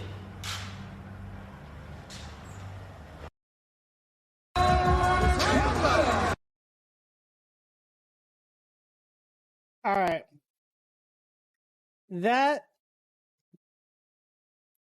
was a really good promo. He's totally right though that he's gonna go and fuck up Carl Anderson, and we're all gonna be here for it. Carl's not gonna be taking that fucking championship title from Tama. Like he just won it, and Tama's right that he didn't even get his fucking hand raised. It's like, what? You know? Tama is definitely going to like own Carl. Like I don't see this as like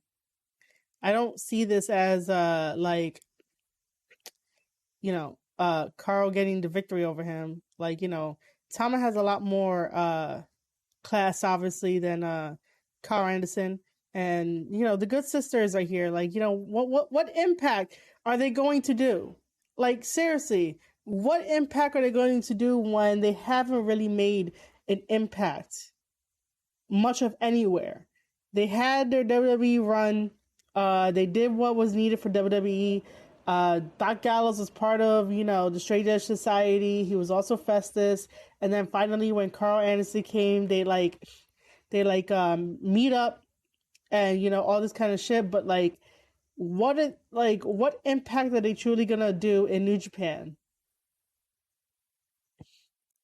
Yeah, man, they really done fucked up. Like, yeah, definitely. Why poke the lion?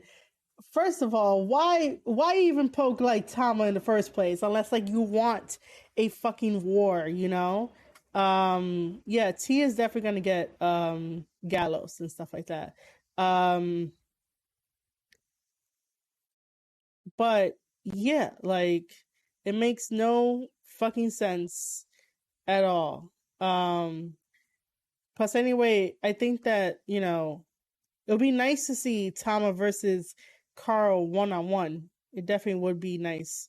I'm gonna snooze ads again so that way we can watch this one. Because I know not everyone has a sub.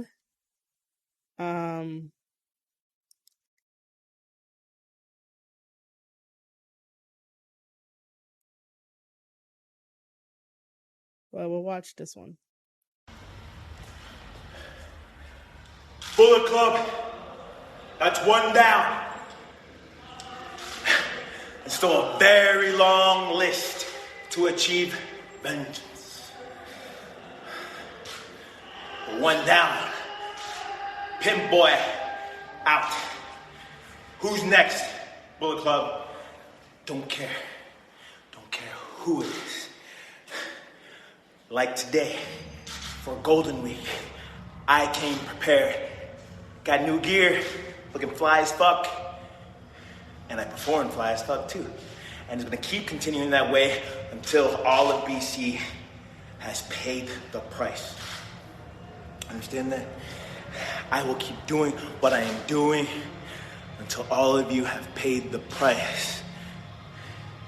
Until that is done, I ain't looking, seeking anything else. Blinders on, zeroed in, Bullet Club. Who's next?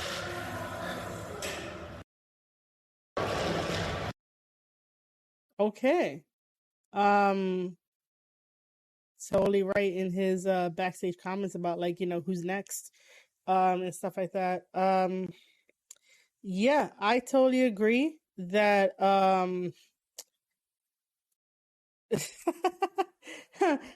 show is probably gonna get it next, dude. I know, yeah. Yeah, Show is gonna get it next. Yeah, he definitely was flying. Yeah, Loa was definitely channeling his inner Vegeta. That's like the first thing I thought of. I was like, yo, he's wearing a Super Saiyan type of like gear, and like, yo, it looks so great on him. It looks so good. It looked really, really good. Um, but yeah, um, we watched most of the backstage comments, the ones that are really important to story and making me giddy and all that kind of stuff. You know, Dontaku always delivers. Like that's the New Japan Pro Wrestling pay-per-view that always delivers. Um and I enjoyed it from start to finish. I enjoyed the stories. I enjoyed the fact that Tama became our new never openweight champion. I enjoyed the fact that, titles did change hands and I understand why. I still think that, Carl Anderson giving him the mic is fucking cringe. Just leave the mic with Jay White. Um, uh, Juice joining up with Bullet Club is going to be a very interesting development, of super big interesting development that I did not see coming. Like I said, I wanted David Finlay to do so. What else did I miss? I didn't miss anything. I think I'm good. All right, so that basically wraps up the podcast portion of this, and I'll probably stay a little bit later for like Q&A, just random talking and stuff like that. All right, ladies and gentlemen, that is everything of Wrestling Dontaku for 2022. Like I said, it was a fantastic pay-per-view from start to finish. Wonderful stories, wonderful developments, interesting developments. Bullet Club did feel like a complete unit, just coming back in a way that they decided to take championships that were theirs, beat up people in the back like they always do, and then have Jay White, be front and center and stuff like that. Okada versus Naito for the main event was a fantastic showing of what it means to have like a brotherhood in this business, and have a brotherhood, just in a really good company that appreciates good storytelling and appreciates really good wrestling. And, I'm here to break it down for you every step of the way. The next time that we see New Japan Pro Wrestling would be, I would have to look at the schedule. Best of the Super Juniors. I didn't speak about Best of the Super Juniors. I didn't do that yet, and I'm doing my closing remarks. Oh my God. I just realized our next thing that's happening with New Japan is Best of the Super Juniors. Okay, so for New Japan Pro Wrestling, after Wrestling Dontaku, we don't see New Japan until May 6th, which is a Friday, for their Taka Taichi Mania 2.5. I have no idea what the hell that is. And on Sunday, May 15th, is the beginning of Best of the Super Juniors.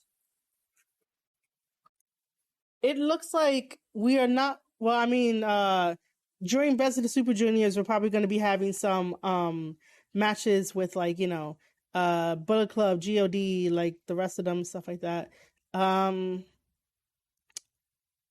Yeah, let me quickly talk about Best of the Super Juniors before like completely closing out, because I almost forgot about we're doing Best of the Super Juniors as well. Let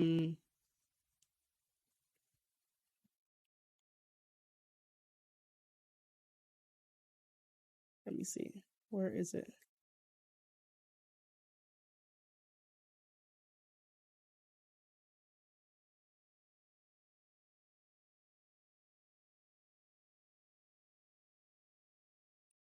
All right, so here is our lineup for best of the Super Juniors.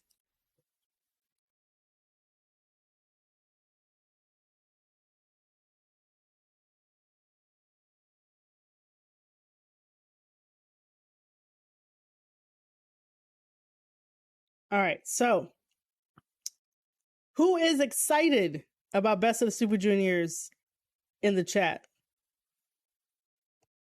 I gotta get the right image up. They announced Best of the Super Juniors during the Dontaku show. So we're just gonna go over it and we're gonna talk about it very quickly. Because I really don't have much information to go on other than like these are the competitors and stuff like that. So Best of the Super Juniors again starts May 15th, which is a Sunday. Block A has Taguchi, who is one half of the IWGP Junior Tag Team Champions. Yo needs to find his fire, his footing, whatever you want to say, because Yo just has not been delivering as of late. He's a great performer. He's a great wrestler, but he has not been delivering as of late. Clark Connors, one of the 4 pillars of the Young Lions that has graduated the LA Dojo, and Clark Connors is in Best of the Super Juniors. I am extremely excited about this. I'm happy about this. This is a really good direction that they're going into. Even though, you know, the borders are like opening up and stuff like that, like this is a really good direction. We have Hiromu. We always know that Hiromu is going to be in Best of the Super Juniors. We have Yoshinobu. We always know he's going to be there too.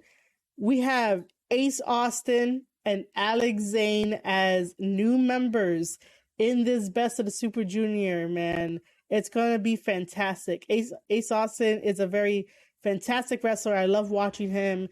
And he is the Impact X Division champion as well. Alex Zane is cool too. I just don't really watch much of his matches, but I know that judging by other people, they really enjoy him. So now everyone who is a fan of Alex Zane, make sure you get yourself a subscription to NJPWWorld.com so you can go and support him there. Francesco Akira, he is new to New Japan Pro Wrestling. He is not new to professional wrestling, and he is part of the United Empire. I believe before coming to New Japan, he was in All Japan, and he was the champion over there in All Japan Pro Wrestling. And of course, we got our Bullet Club members, Taiji Ishimori, who is our new IWGP Junior Heavyweight Champion. And we have Sho from House of Torture. It's Sho, Murder Machine Sho, with his fucking wrench of a weapon. Like, seriously? And then we have Block B, which is Master Wato, the other half of the IWGP Junior Tag Team Champions with Taguchi. Robbie Eagles made it Titan. I am not too sure of like who Titan is. Bushi from LIJ. Desperado. He always has to have him in here. Doki is in here. We have El Lindemann from SEMA and GLEAT. We have Wheeler Yuta, who is the Ring of Honor Pure champion and also AEW star. I finally get to really sit down and watch Wheeler Yuta matches on a very high competitive level. Hopefully he can survive Best of the Juniors. And then I will eventually have my own assessment about Wheeler Yuta, because everybody out there loves to overhype him. And then with Wheeler being part of the BCC, it's a little overwhelming because I really want to like dive in and indulge myself to love a Wheeler Yuta match and talk about Wheeler Yuta on here on my podcast and stuff like that. But I can't do that if everyone is overhyping him, because it's like, are you sure he's really good, or is he good because Tony Khan says he's good? Like, there's a difference. Wrestlers make their own superstardom. Promoters are not necessarily supposed to be like, a star is born. Oh my God. Like, he's not supposed to tell you that. You're supposed to figure that out if you like him or not, and that wrestler's supposed to be like, yeah, I'm one of the best. Then we have TJP, part of United Empire. Can't wait to see what he does in Best of the Super Juniors. And then also we have El Phantasmo. And I don't think El Phantasmo is ever going to be part of the heavyweight division, just because they keep putting him here in the junior setting. So this is the lineup for Best of the Super Juniors.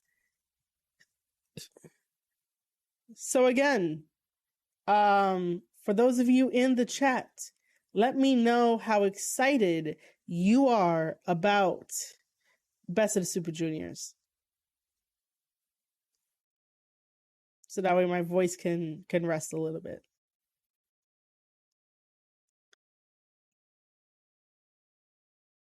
Man, Best of the Super Juniors.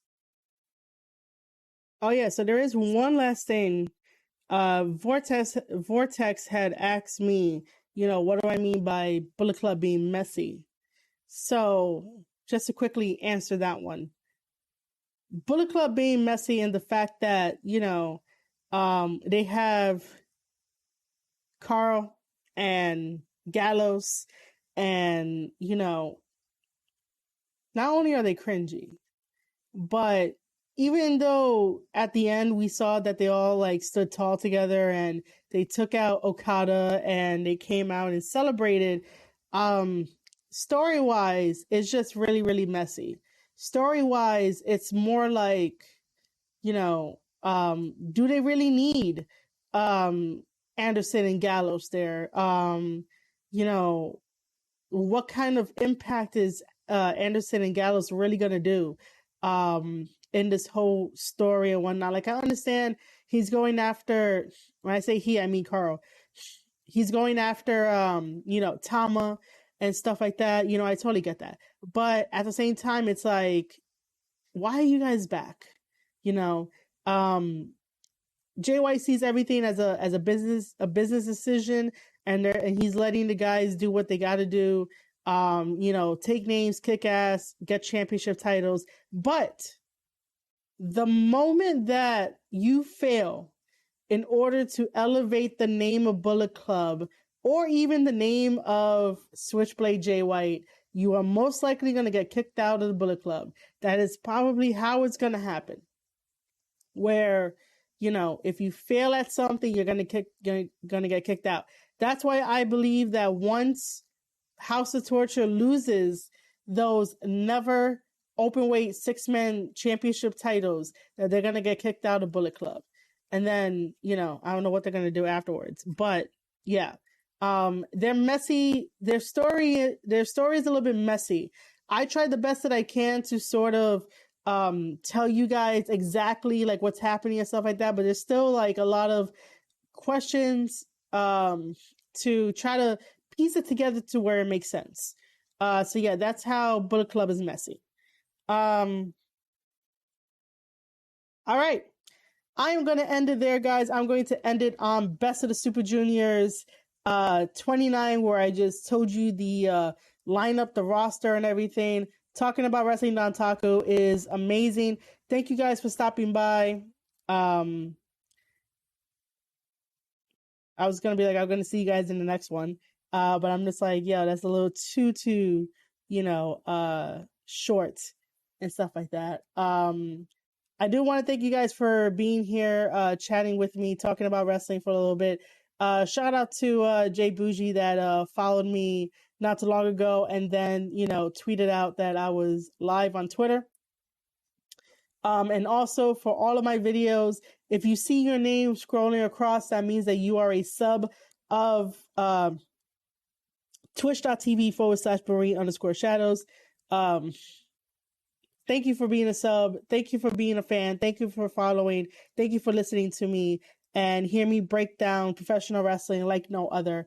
I am always available for other podcast spots to talk about New Japan Pro Wrestling, to put them over, to get you excited the same way that, you know, the best three storytellers in professional wrestling is Jay White, Tonga Loa, and Tama Tonga. The three best. That gets me super excited to want to talk about wrestling. Other than that, you know what to do. Follow me at Marie_Shadows over on Twitter. Follow this Twitch channel, twitch.tv/Marie_Shadows. This podcast episode will be out on anchor.fm/Square Circle Podcast and also YouTube in the upcoming days. Also, make sure to follow me and support my coffee page, www.ko-fi.com/Marie_Shadows. I will try my best to update my coffee page as best as I can. So look out on my Twitter for all of that kind of stuff. And yeah. All